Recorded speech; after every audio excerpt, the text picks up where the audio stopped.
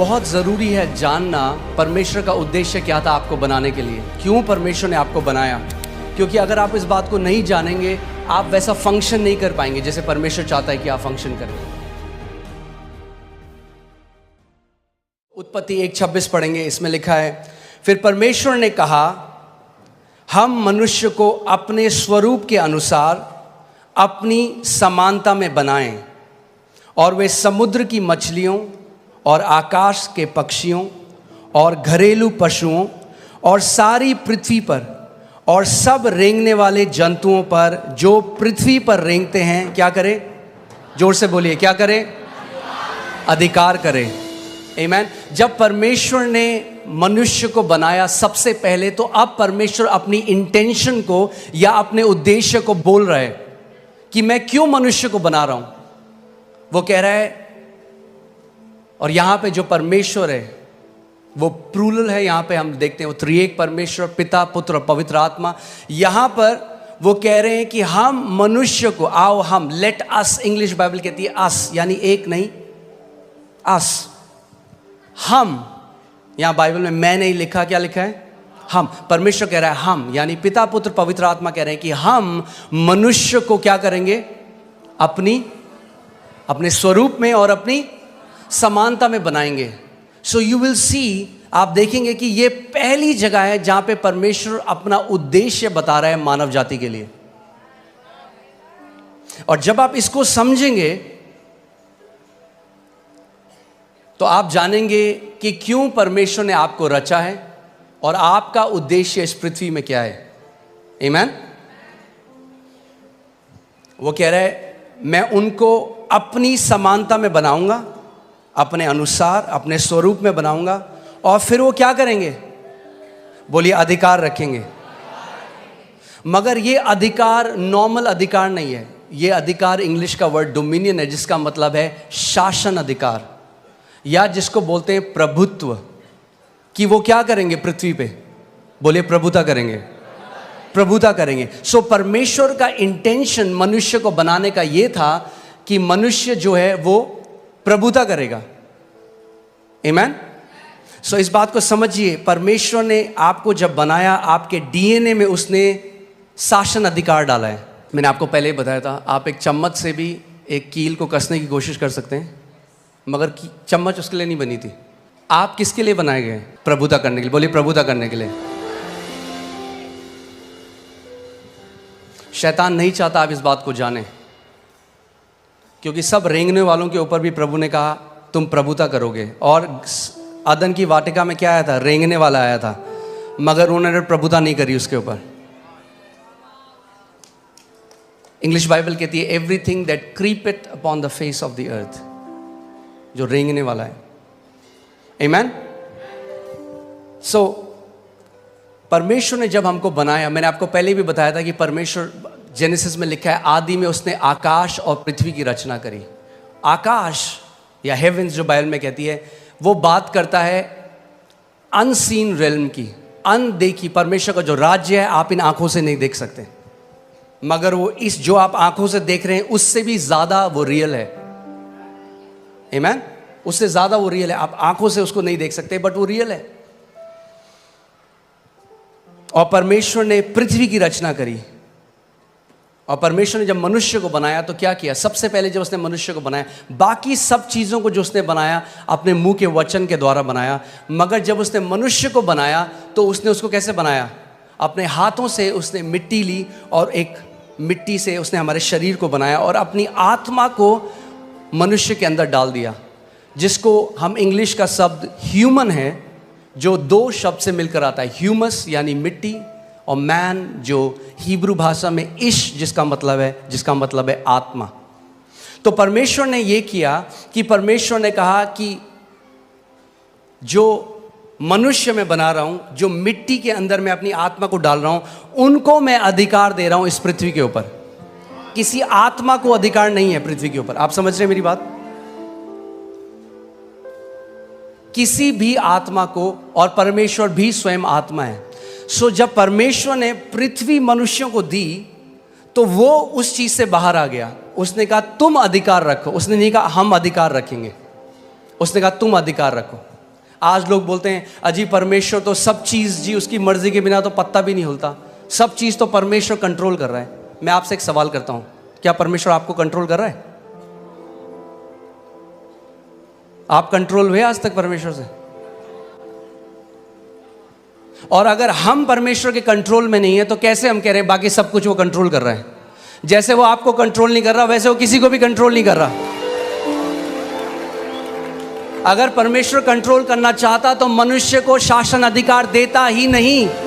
उसने शासन अधिकार इसीलिए दिया, उसने बोला तुम कंट्रोल करो पृथ्वी को, मैं तुम्हें अधिकार दे रहा हूं। आमीन। कहेंगे ये जानना क्यों जरूरी है? ये जानना बहुत जरूरी है। अगर ये आप नहीं जानेंगे, यद्यपि आप पुत्र हैं, एक दास की तरह जीवन को जिएंगे। जो मसीह यीशु ने हमारे लिए मिराज छोड़ी है, जो इतनी महान है, इतनी ग्रेट है, आप कभी उस तक पहुंच नहीं पाएंगे। आमीन। इसीलिए हमें जानना है कि क्यों परमेश्वर ने हमें बनाया, हमारी सृष्टि करी और कैसे हम उस अधिकार में चल सकते हैं। आमीन। परमेश्वर ने आदम को बनाया, मगर सबसे पहले हमें देखना है कि आदम को परमेश्वर ने क्या बनाया था। लूका 3:38 जब आप पढ़ेंगे उसमें लिखा है इससे ये आया, इससे ये आया, इसने इसको पुत्र को जना, इसने इसको जना, और वह एनोश का, और वह शेत का, यानी एनोश शेत का, और वह आदम का, यानी शेत आदम का, और वह पढ़िए परमेश्वर का पुत्र था। तो आदम कौन था? आदम कौन था? परमेश्वर का पुत्र। परमेश्वर ने सबसे पहले मनुष्य को जब बनाया तो नौकर नहीं बनाया, पुत्र बनाया। और जब पुत्र बनाया तो पुत्र को अधिकार दिया शासन करने का, प्रभुता करने का, डोमिनियन करने का। आमीन। पहला आदम क्या था? पुत्र था। मैं चाहता हूं भजन संहिता 8 में चले जाएं। भजन संहिता 8, उसकी मैं 4 अध्याय से पढ़ूंगा, आप इसको ध्यान से सुनिएगा। तो फिर मनुष्य क्या है कि तू उसका स्मरण रखे, और आदमी क्या है कि तू उसकी सुधि ले, क्योंकि तूने उसको परमेश्वर से थोड़ा ही कम बनाया है। किसने बनाया मनुष्य को परमेश्वर से थोड़ा ही कम? परमेश्वर ने। लोग कहते हैं अच्छा तुम क्या समझ रहे हो अपने आप को? परमेश्वर के पुत्र जो उसने हमें बनाया है। अब कोई अगर आपको बोले अच्छा ये उनकी तरह बात कर रहा है, आपके पापा की तरह, कहना हाँ जी वो मेरे पापा हैं।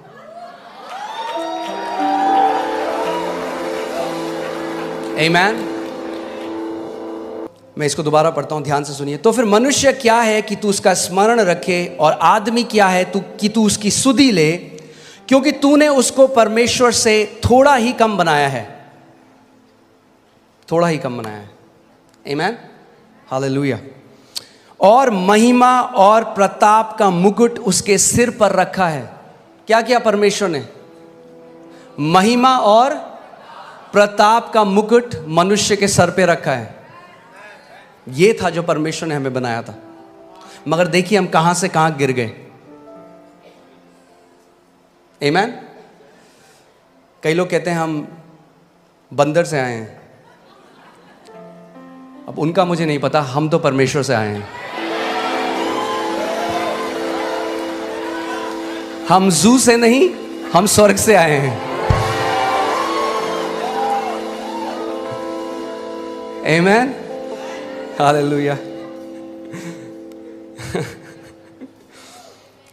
अब देखिए उसके बाद परमेश्वर ने क्या किया? तूने उसे अपने हाथों के कार्यों पर क्या दी है? क्या दी है? बाइबल कह रही है, ये मैंने नहीं लिखा, आपकी बाइबल में भी है कि परमेश्वर ने जब मनुष्य को बनाया तो उसको अपने कामों, अपने हाथों के कामों के ऊपर क्या दी है? प्रभुता दी है। परमेश्वर ने दी है। और ये जो शासन अधिकार था ये आदम ने खो दिया जब पाप बगीचे में आया, जब उसने परमेश्वर की आज्ञा को ना माना, जब उसने उस फल को खा लिया। और आदम के अंदर से जो वो डीएनए था रूल एंड रेन करने का, वो जो डीएनए था प्रभुता करने का, वो खत्म हो गया और वो एक दास की तरह जीने लग गया। और जब प्रभु यीशु मसीह आया तो जो पुत्र था, ध्यान से सुनिएगा, जो पुत्र था उसने पुत्र का अधिकार खो दिया। सुन रहे हैं आप? मगर जब प्रभु यीशु मसीह आया तो सबसे पहले उसने हमें क्या दिया? जब हम यीशु को ग्रहण करते हैं, यूहन्ना 1:12 लगाइए, और मैं चाहता हूं हम सब साथ मिलकर इसको पढ़ेंगे। रेडी हैं आप लोग? यूहन्ना 1:12 देखते हैं बाइबल क्या कहती है। परंतु जितनों ने उसे ग्रहण किया उसने उन्हें परमेश्वर की संतान होने का अधिकार वापस दे दिया।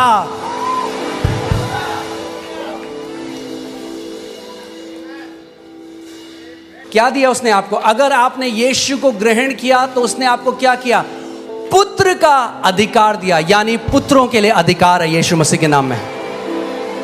अगर आप पुत्र हैं तो आपके लिए अधिकार है, और अगर आपके लिए अधिकार है तो परमेश्वर चाहता है कि आप एक अधिकारी की तरह इस दुनिया में जिए। देखो, मैंने तुम्हें सांपों को और बिच्छुओं को रौंदने का, हालेलुया, परमेश्वर ने पूरे चर्च को, अपनी देह को, जो परमेश्वर की संतान है, उनको सांपों और बिच्छुओं को रौंदने का अधिकार दे दिया। मगर अगर आपने उस अधिकार को लिया नहीं तो जिंदगी भर दुष्ट आत्माएं आपको फुटबॉल बना के रखेंगे। तो वेट मत करिए डोमिनियन में बढ़ने का, कि जब तक आपको कोई ऐसी न्यूज़ ना आ जाए कि भाई कोई बहुत भयंकर बीमारी हो गई है। अगर हम जुखाम में प्रभुता नहीं कर पाए, छोटे से सरदर्द में प्रभुता नहीं कर पाए, तो बड़े में भी नहीं कर पाएंगे। छोटे से शुरू करना शुरू करिए। छोटा सा पेट में दर्द होता है,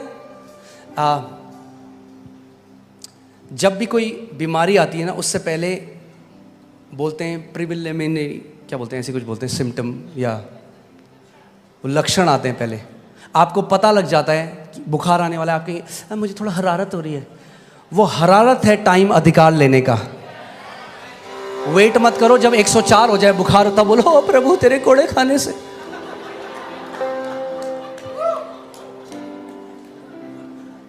आपने देखा है कभी आपकी, फिर से वही उदाहरण दे रहा हूँ, आपके कपड़ों में कोई दाग लग गया या कोई इंक लग गई, उसी टाइम बहते पानी के नीचे डालिए, एकदम निकल जाएगा। उसको छोड़ दीजिए 2 हफ्ते, अब आप रगड़ें, अब बोले यीशु के नाम में, यीशु के नाम में। अगर जैसे ही लक्षण लगे खड़े हो जाओ, बोलो in the name of Jesus, शैतान मैं तुझे अनुमति नहीं देता मेरे शरीर को छूने की। You will not touch my body in Jesus name, out of my body. Amen. उस समय अधिकार लो।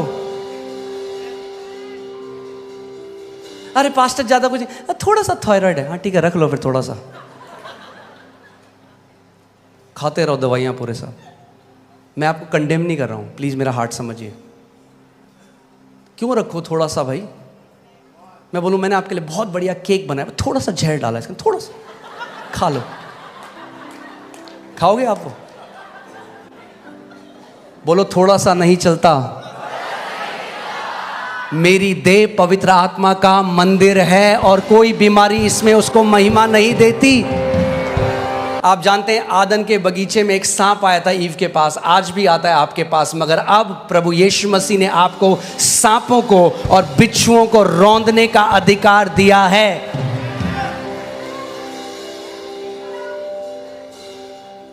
बोलो मेरे पास अधिकार है सांपों और बिच्छुओं को रौंदने का।